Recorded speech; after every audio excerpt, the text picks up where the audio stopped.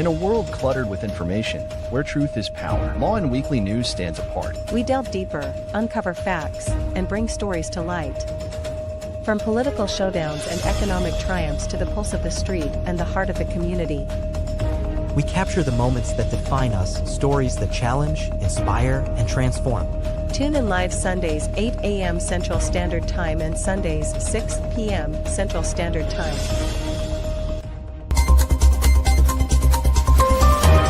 These are Lawin headlines for this week. Texas Senate bill seeks to require Harris County to assist ICE.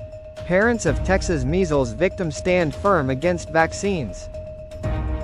Texas Senate passed a bill mandating the display of the Ten Commandments.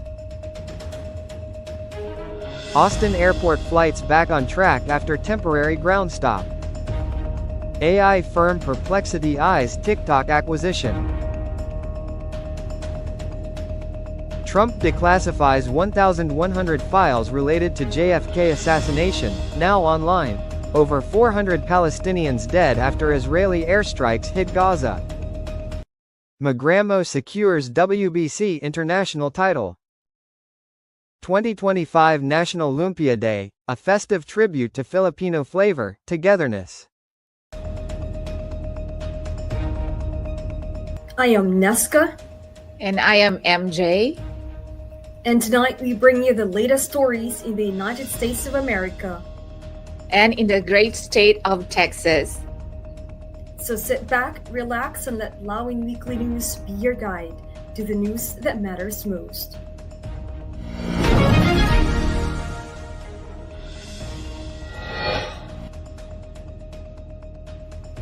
A Texas bill under consideration, or Senate Bill 8, mandates that sheriffs in counties with more than 100,000 residents partner with U.S. Immigration and Customs Enforcement, or ICE. The bill directs local law enforcement to participate in the federal 287G program. Supporters state that the bill formalizes cooperation between local sheriffs and ICE. They say the measure would establish clear guidelines for handling immigration-related cases in local jails and field operations. Some sheriffs express concerns about the financial impact.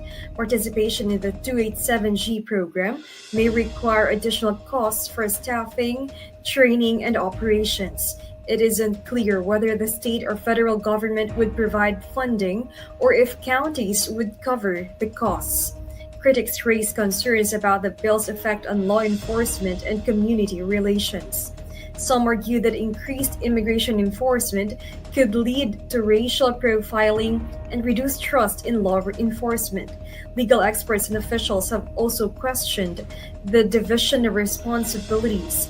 Some argue that immigrant enforcement is a federal duty and that involving local sheriffs may create legal and operational issues. Counties may need to address compliance with both state and federal regulations.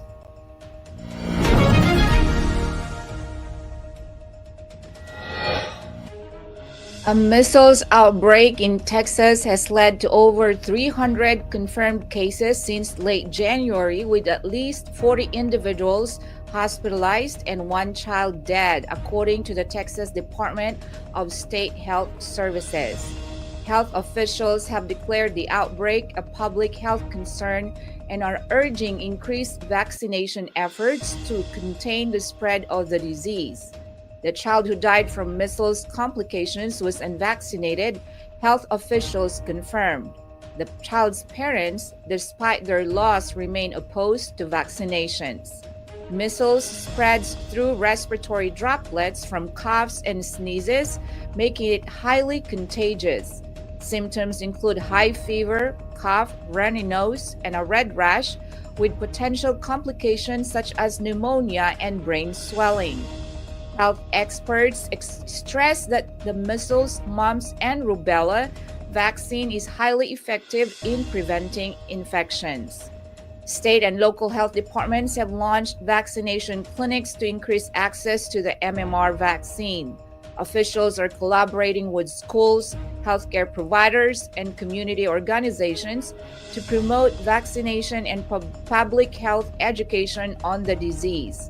The Centers for Disease Control and Prevention continues to recommend the MMR vaccine as the best defense against measles.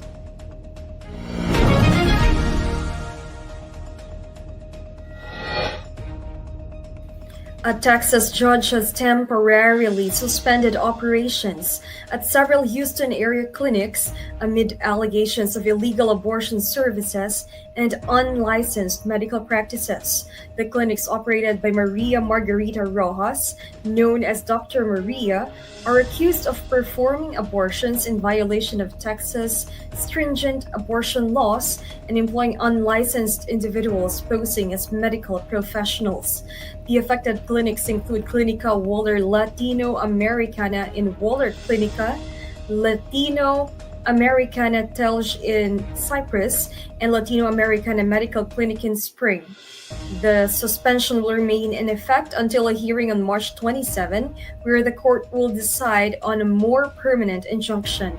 Rojas, 48 years old, was arrested on March 6 and charged with the illegal performance of abortions and practicing medicine without a license.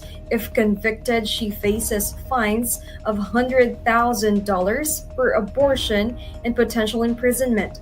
Her employee, Jose Manuel Sendan Ley, was also arrested on related charges. These arrests mark the first criminal charges for performing abortions in Texas since the state's near total abortion ban took effect following the 2022 repeal of Roe v. Wade. Attorney General Ken Paxton emphasized the state's commitment to enforcing its pro-life laws and prosecuting individuals performing illegal abortions.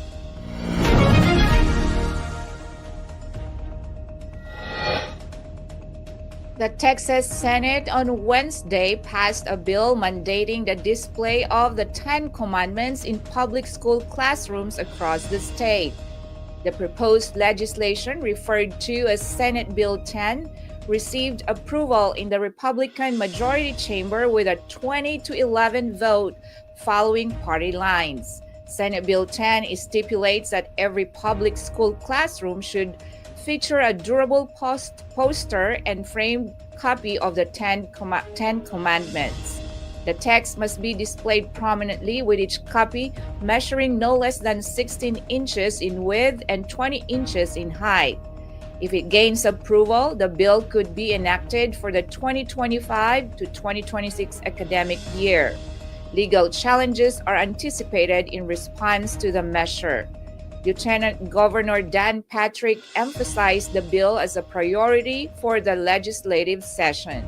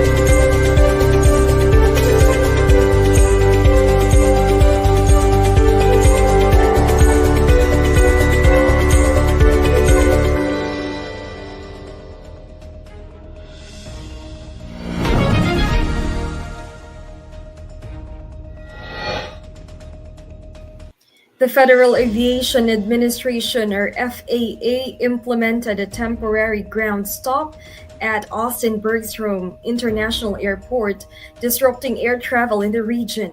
The ground stop, which affected flights arriving from the Houston airspace, was issued to address safety concerns and operational challenges, according to the FAA. During the ground stop, incoming flights to Austin were held at their departure airports or rerouted, leading to delays for passengers and airlines. Outbound flights from Austin also faced disruptions due to air traffic congestion. The FAA did not specify the exact reason for the halt, but emphasized that such measures are standard procedures used to maintain safety and efficiency in air travel. Air traffic controllers in Houston and Austin coordinated efforts to manage the situation and minimize further disruptions. Passengers were advised to stay informed through airline communication channels, including official websites and social media updates. Airlines worked to adjust flight schedules and accommodate affected travelers.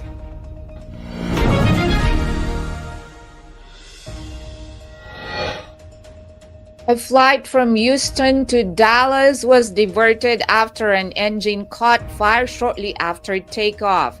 The aircraft experienced the malfunction, which led to visible flames in the engine. The pilot made the decision to divert the flight to the nearest airport. Upon landing, passengers were evacuated onto the wings as part of the emergency procedure. Emergency services were on standby to assist and ensure safety. No significant injuries were reported, though some passengers experienced minor discomfort. The airline issued a statement recognizing the professionalism of the flight crew and the response of emergency services. The airline is cooperating with aviation authorities in an investigation to determine the cause of the engine fire, including reviewing the aircraft's maintenance records. Passengers were provided with accommodations and alternate travel arrangements following the diversion. An investigation into the incident is underway.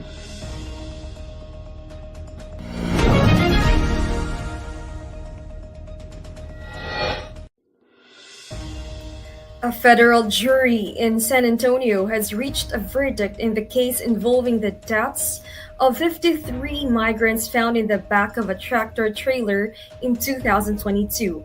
The two individuals, Felipe Orduna Torres and Armando Gonzalez Ortega, were convicted for their roles in the smuggling operation that led to the fatalities.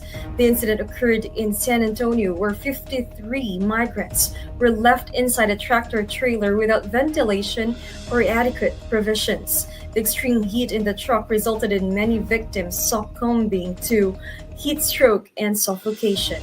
Emergency responders found the truck abandoned on a remote road, where they assisted the survivors and recovered the bodies of the deceased. During the trial, the court heard testimonies from survivors and reviewed evidence linking Orduna Torres and Gonzalez Ortega to the planning and execution of the operation.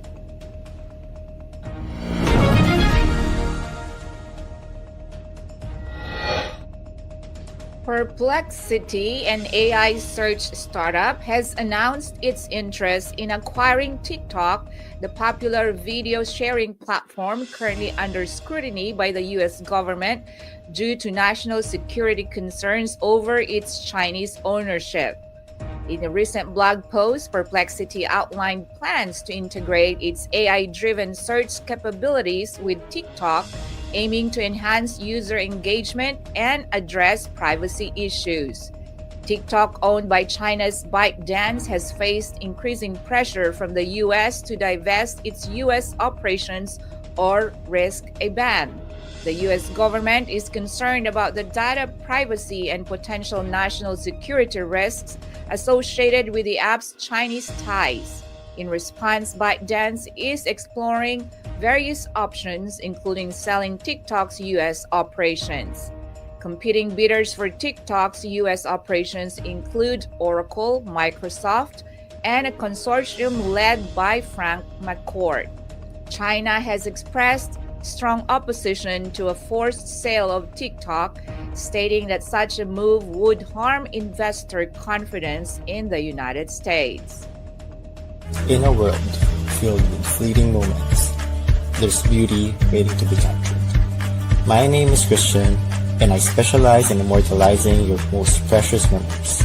From elegant weddings to vibrant events and timeless portraits, I am here to make every moment unforgettable. Let me tell your story through the lens. Contact me today and let's create magic together.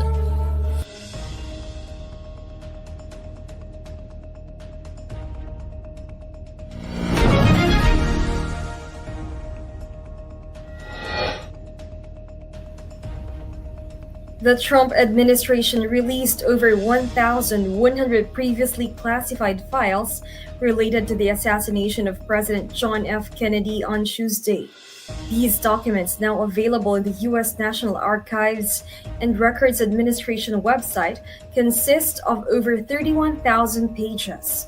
The National Archives holds a collection of over 6 million pages of records, photographs, motion pictures, sound recordings, and artifacts related to the 1963 assassination. President Donald Trump had previously indicated the release of the remaining classified files, which was part of an effort to declassify federal records related to the assassinations of Robert F. Kennedy and Martin Luther King Jr.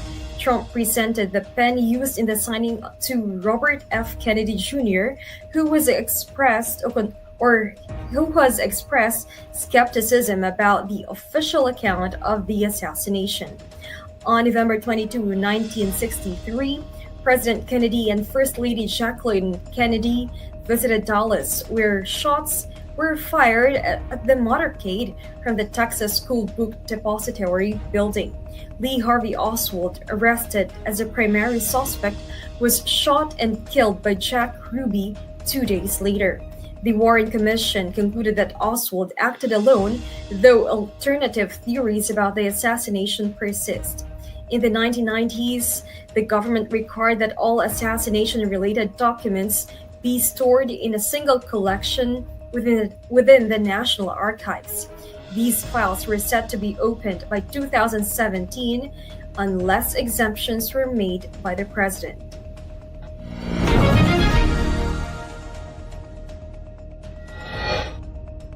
Justice Secretary Jesus Crispin Remulla stated in a Senate hearing that approximately 95% of wrongful deaths attributed to the anti-drug campaign under former President Rodrigo Duterte's administration lacked official police documentation. The statement was made as part of an ongoing investigation into Duterte's alleged crimes against humanity, a case under review by the International Criminal Court. During the hearing, Remulla addressed concerns about the justice system's capacity to handle the aftermath of the drug war. He acknowledged challenges in prosecuting those responsible for alleged abuses, prompting calls for reforms to strengthen judicial processes. Human rights organizations and international bodies have criticized the campaign, citing allegations of extrajudicial killings and human rights violations. The lack of documentation has raised questions about accountability within law enforcement agencies. The ICC is investigating potential human rights violations committed during Duterte's presidency. Several human rights groups have called for a thorough investigation into the drug war's operations. They emphasize the importance of holding individuals accountable for any illegal actions and ensuring justice for victims.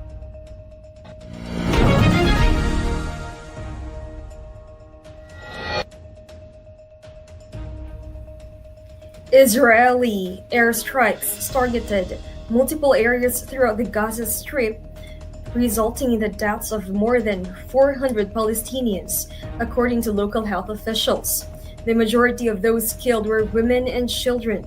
This is the deadliest attack since the conflict began 17 months ago and marks the end of a ceasefire that had been in place since January.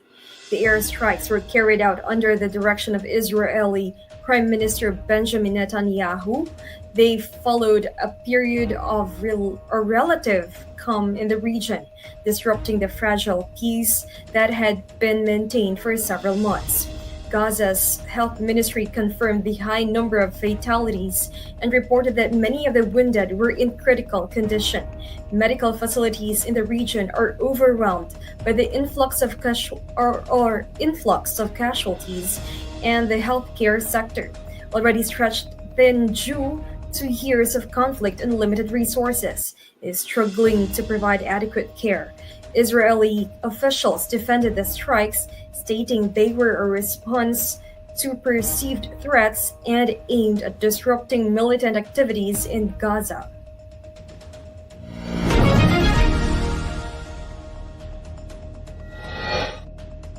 The Philippine Consulate General in Houston, in partnership with Wisteria Kababaihang Rizalista Incorporated or KRI, conducted a personal safety and basic self-defense seminar for the Filipino-American community as part of this year's National Women's Month celebration. Lieutenant Colonel Mayra Cardenas of the Sugarland Police Department led a discussion on personal safety and demonstrated basic self-defense techniques. The seminar aimed to equip participants with practical skills to enhance their safety and awareness. In her opening remarks, Vice Consul Tanya Gaurano highlighted this year's NWMC theme, Babae sa lahat ng sektor, aangat ang bukas sa bagong Pilipinas. She emphasized the importance of fostering a strong community that supports and empowers women. The event was part of ongoing efforts to promote women's empowerment and safety within the Filipino community.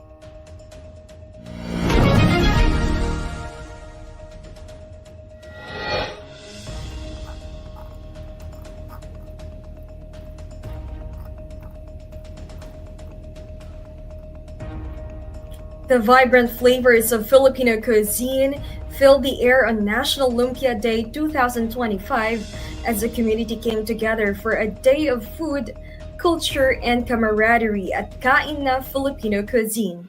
The event, organized by the Philippine American Chamber of Commerce, Greater San Antonio or PACC-GSA, was a resounding success, bringing food lovers, local businesses, and community leaders together to celebrate lumpia, a beloved Filipino delicacy.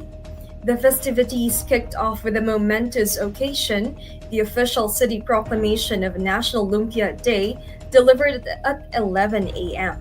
A mouth-watering lumpia buffet served as a centerpiece, giving attendees the chance to indulge in various delectable variations of the crispy Filipino spring roll. Guests had the opportunity to taste the traditional flavors as well as creative twists on the classic recipe. One of the event's standout moments was the Lumpia Throwdown 3.0, an exciting cooking competition that featured some of the area's top chefs and home cooks, each vying to create the best lumpia. The culinary battle was a crowd favorite, highlighting the creativity and passion behind Filipino cuisine. Adding to the fun, a special lumpia rolling competition featured several mayoral candidates, including Honorable Gina Ortiz-Jones, 27th Undersecretary of the Air Force, and District 6 Councilwoman Melissa Caballo Haverda. The day was further enhanced by the presence of notable local figures and dignitaries who emphasized the event's importance in promoting cultural diversity and fostering inclusivity. Attendees were delighted to see figures like Councilman Mark White and Honorable Gunther Emil Sales, Consul General, actively participating in the festivities, underscoring the event's significance in not just preserving Filipino traditions, but also enriching the broader community. This proclamation today from the City of San Antonio, whereas the Philippine American Chamber of Commerce Greater San Antonio will celebrate National Lumpia Day, March 16th, 2025 at Kain na Filipino Cuisine. As what Jean mentioned earlier, lumpia is not just a dish. It's actually a community. It's a culture. It is a shared tradition. And we're doing this not just here in Greater San Antonio, but you'll see lumpia in all Filipino events, in all Filipino celebration. So National Lumpia Day is something very special to our hearts. It's something where it's an event where we can be proud of our food, we can be proud of our culture, and lumpia is that one thing that is painstakingly prepared, but lovingly shared. We're very happy to be here. Lumpia is a very important Filipino cuisine in the Philippines. It's eaten by everyone and it's comfort food, but it speaks of our culture, it speaks of our heritage. And having this proclamation and formal recognition from the city of Antonio is quite important because it shows that the Filipino community is strong, it's vibrant, and it's recognized. Tune into Legal Treats with attorney Eileen Ligot Dizon every Friday 6:30 p.m. Central Time. Get your weekly dose of legal knowledge, especially on family matters like divorce, child custody, child support, estate planning, probate and immigration. Engage in discussion by posting your questions or comments during the show. See you every Friday at 6:30 p.m. Central Time. That would be Saturday at 8:30 a.m. Philippines. Don't miss out.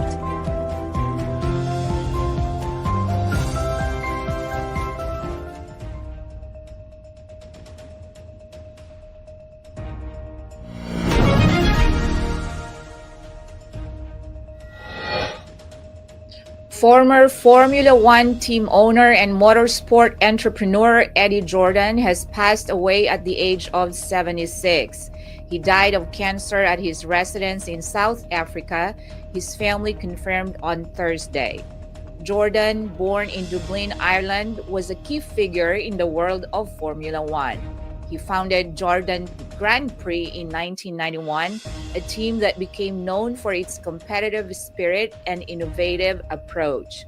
The team played a pivotal role in launching the career of Michael Schumacher, who made his Formula One debut with Jordan at the 1991 Belgian Grand Prix before going on to become one of the sport's most successful drivers.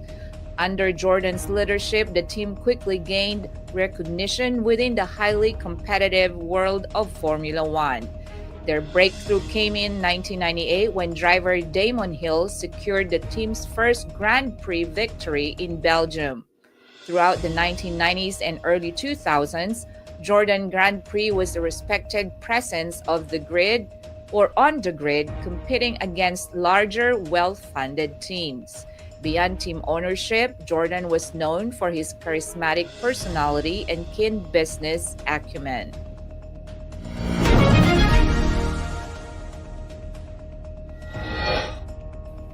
Arvin Magramo emerged victorious in the Manny Pacquiao Presents Blow-by-Blow event held at Okada, Manila, claiming the vacant World Boxing Council or WBC International Light Flyweight title. The 28-year-old boxer triumphed over former world champion Rene Marcorto in a thrilling bout on Thursday night. Magramo's victory was secured by a unanimous decision from the judges. With this win, Magramo's professional record now stands at 19 wins, 2 losses, and 1 draw, including 11 knockouts, further enhancing his status in the boxing world. Another highlight of the night was Iman Bacosa, who extended his perfect record with a dominant performance. Known for his explosive punching power and swift footwork, Bacosa captivated the crowd with his display of skill. His victory added to the growing anticipation surrounding his potential in the sport. Manny Pacquiao, in his role as the event organizer, expressed his pride in the performances of the fighters and reiterated the importance of offering platforms for emerging talents.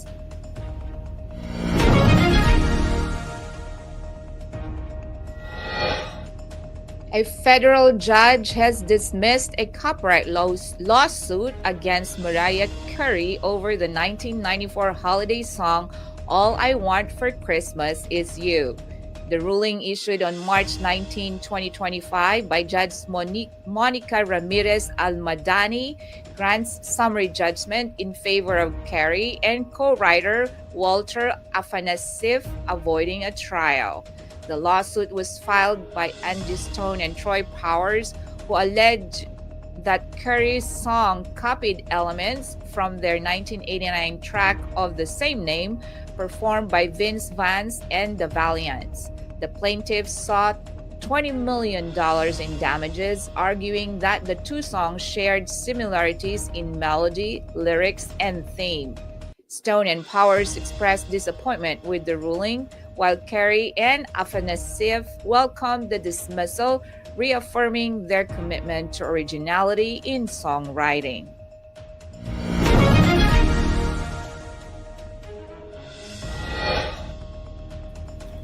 ABS-CBN's documentary Beanie Chapter 1 Born to Win has been shortlisted for the 2025 New York Festival's TV and Film Awards. The documentary, which explores the origin story of the Filipino girl group Beanie, is nominated in the Documentary Biography or Profiles category. This recognition is part of an international competition that annually celebrates excellence in television and film productions worldwide. The New York Festival's TV and Film Awards is a prestigious global event attracting entries from numerous countries. It provides a platform for filmmakers to showcase their work to a global audience. Produced by ABS-CBN and I Want Originals, the documentary has gained attention for its in-depth portrayal of Beanie's journey.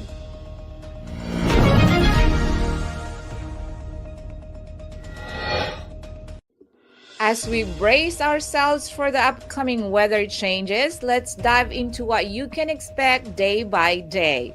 Whether you're planning outdoor activities or just preparing for the week, we've got you covered with the most accurate weather forecast. Stay tuned with us as we take a closer look at the weather patterns that will impact our region. Remember, here at Lawin Weekly News, we bring you the clearest skies to the stormiest forecasts. Here's the weather forecast from March 23rd to March 29th in Houston, Texas. On March 23rd, Sunday, the highest temperature is 85 degrees Fahrenheit with a low of 68 degrees Fahrenheit. Expect warm conditions with a chance of thunderstorms in the late afternoon.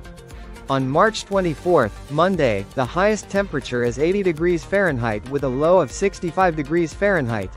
Anticipate partly cloudy skies with a slight chance of showers. On March 25th, Tuesday, the highest temperature is 78 degrees Fahrenheit with a low of 62 degrees Fahrenheit. The day will be mostly sunny with mild temperatures. On March 26th, Wednesday, the highest temperature is 76 degrees Fahrenheit with a low of 60 degrees Fahrenheit. Expect partly cloudy conditions with a gentle breeze. On March 27th, Thursday, the highest temperature is 79 degrees Fahrenheit with a low of 63 degrees Fahrenheit. Anticipate mostly sunny skies with comfortable temperatures. On March 28th, Friday, the highest temperature is 82 degrees Fahrenheit with a low of 66 degrees Fahrenheit. The day will be warm with abundant sunshine. On March 29th, Saturday, the highest temperature is 84 degrees Fahrenheit with a low of 68 degrees Fahrenheit. Expect partly cloudy skies with a slight chance of afternoon thunderstorms.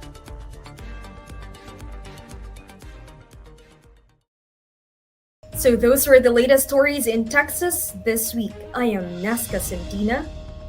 And I am MJ Concepcion from Lawin Weekly News, or Media Network. Have a great day.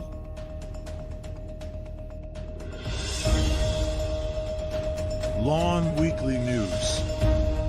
Tune in live Sundays 8 a.m. Central Standard Time and Sundays 6 p.m. Central Standard Time. Lawin Weekly News.